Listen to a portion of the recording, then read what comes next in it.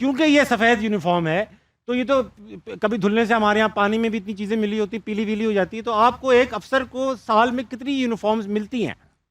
ताबिश भाई, इसमें सारे ऑफिसर्स जो हैं वो अपना यूनिफॉर्म खुद बाय करते हैं अच्छा जी। और इसमें डिपेंड करता है कि आपकी डिप्लॉयमेंट किस एरिया में है। आप अब अगर स्टाफ जॉब पे हैं तो आपकी उतनी कैरी करना यूनिफॉर्म को सस्टेन करना इजी होता है। इसी साफ तरह रहने का सारा काम खुद करना है। बिल्कुल सही। ये नहीं कि आपको कोई सख्ती कर रहा हो कि करो साफ करो। बिल्कुल, ये वी आर प्रोफेशनली ट्रेंड, तो it's a part of our training that we have to carry our uniform in a way that वो साफ सुथरा रहे।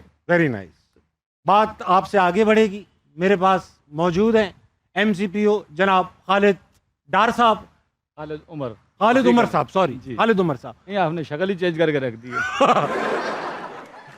खालिद साहब ये बताइए कि माशाल्लाह ये जो आपने मूछें निकाल रखी हैं। हाँ, बिल्कुल निकाल रखी हैं। हाँ, मूछें निकाल रखी। अक्सर लोग होते हैं जो मूछें रखते हैं, आप ये ऐसी आइकॉनिक मूछें इन्होंने लग रहा है कि इन्होंने खालिद साहब को रखा हुआ है। हाँ, ये बात है। एहतियात से खालिद साहब बड़े किए हुए इन्होंने। तो ये मूछों के सर क्या स्टोरी है? आपने इतनी मूछें बाकमाल। मैं अगर रियल स्टोरी सुनाऊँ तो आपको असली सी कहानी। हाँ, बेसिकली मेरा ताल्लुक एक फ़ौजी फैमिली से। बेशक। मेरे वालिद साहब एक्स सर्विसमैन थे। अच्छा। और इसके मेरे अलावा मेरे 3 भाई आर्मी और एयरफोर्स में सर्विस में थे। तो हमारे वालिद साहब बचपन से हमें एक बात किया करते थे, उसको मजहबी नुक्ता नज़र से भी, कि एक मुजाहिद को, एक सोल्जर को, उसका ऐसा दहशत ज़दा उसका चेहरा होना चाहिए, दहशत वाला, कि उसका दुश्मन जो है वो उसको देख के डर जाए। आप देख के डरे ना मुझसे? मैं आपको दुश्मन नहीं। नहीं डरे ना। नहीं, मैं आपको दुश्मन ही नहीं। नहीं, बात सच्ची बताएं। मैं तो ऐसी हूँ, दुश्मन थोड़ी। अगर आप अपने हो के थोड़ा सा दहशत ज़दा हो गए तो सोचो जो मेरे मुल्क और मेरी कौम का दुश्मन होगा उसकी क्या हालत हो। ये बात आपने ठीक। अच्छा ये बताइए कि आप, क्योंकि ये काम जो इन्होंने कर रखा है आपने भी कर रखा है, आपकी भी तो शादी हो रखी है। डेफिनेटली। तो ये बताइए कि आप CO साहब से ज़्यादा डरते हैं या भाभी से? आपकी शादी हुई? जी, मैं भी इस चीज़ से गुजरा हूँ। नहीं तो फिर आप भी उसी सिलसिले के जो है ना मुरीदिया के मुरीद लगते हैं मुझे वैसे। मेरे अपने खुद के ससुर भी फौजी हैं। ससुर फौजी हो ना तो दामाद को दामाद बनने का मौका ही नहीं मिलता। बहू जैसी जिंदगी गुजार रहा हूँ। डेफिनेटली जो ये भी एक लाइफ है इंसान की, उसमें जो मिसेज है उसकी मान लेने बेहतर होती है। सही बात है, सही बात है। तो बायस से मजबूरी बाद में भी तो आपने मान ही जाना है।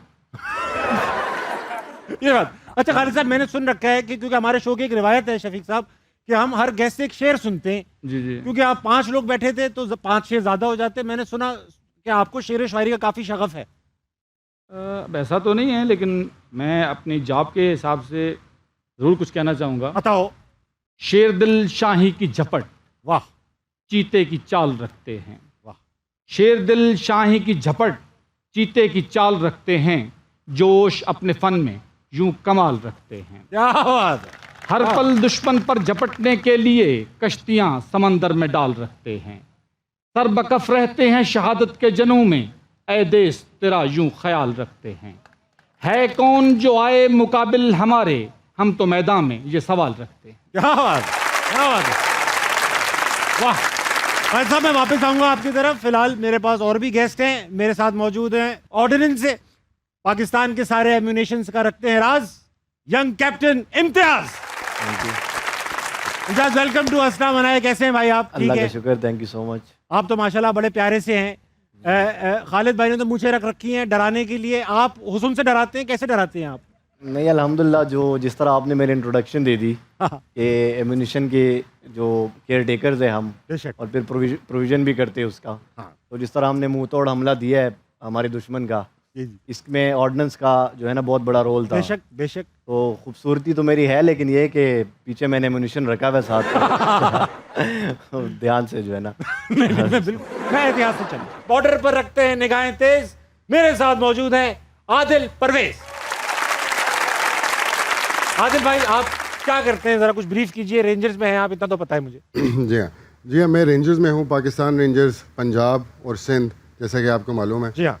तो पाकिस्तान रेंजर्स बॉर्डर्स की मुहाफ़िज़ फ़ोर्स है कि जो हमेशा बॉर्डर्स पे तैनात रहती है। फर्स्ट लाइन ऑफ डिफेंस है हमारी। बिल्कुल, हमारी फर्स्ट लाइन ऑफ डिफेंस है। बल्कि आपको बताता चलूँ कि 1965 के जो पहले शहीद थे वो भी पाकिस्तान रेंजर्स के थे, और सिपाही अदालत उनका नाम था।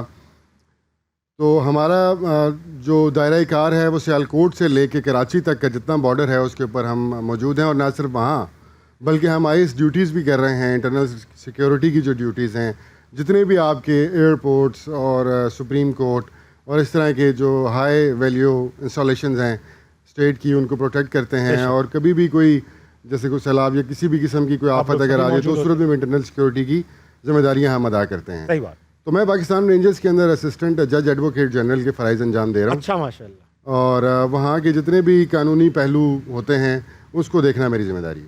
आपकी जिम्मेदारी। सर वेलकम टू अस्ना मनाए। Thank you. आपसे बात करेंगे, गैर कानूनी बातें करूंगा सारी। अच्छा, ये सब आप सबसे इंट्रोडक्शन हो गया क्योंकि ईद का शो है, एक फेस्टिवल है।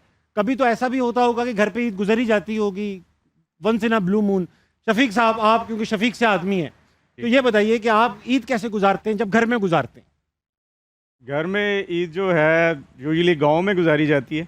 हाँ आबाई गांव जाया जाता है, बहन भाइयों से वहाँ पे मुलाकात हो जाती है, हाँ। दोस्त यारों से मुलाकात हो जाती है। ठीक। काम वाम करते हैं या आप वहाँ पर भी अफसर बने बैठे रहते हैं? ये गाय काटना, जानवर काटना, को हिस्से बनाना, ये जिस तरह हम लोग करते हैं घर में सिविलियन टाइप लोग, कुछ हिस्सा डालते हैं इसमें, डेफिनेटली। बिल्कुल हल्की सी अफसर छुरी नहीं बना फेंक दी, जाता क्या? वहाँ पे अफसर बना नहीं जाता, क्योंकि वहाँ के जो लोग हैं हाँ। वो हमें बचपन से जानते होते हैं। हाँ। तो उनकी नज़र में जो है वो मुमकिन नहीं होता कि हम हर वक्त अफसर बने रहें। तो हाँ, जाहिर बात है, वहाँ Yes. पे सब घर वाले भी मौजूद होते होंगे, जी, बच्चे जी। याद, वो सभी जी, आपको फौरन ही सिविलियन बना देते होंगे। जी जी बिल्कुल।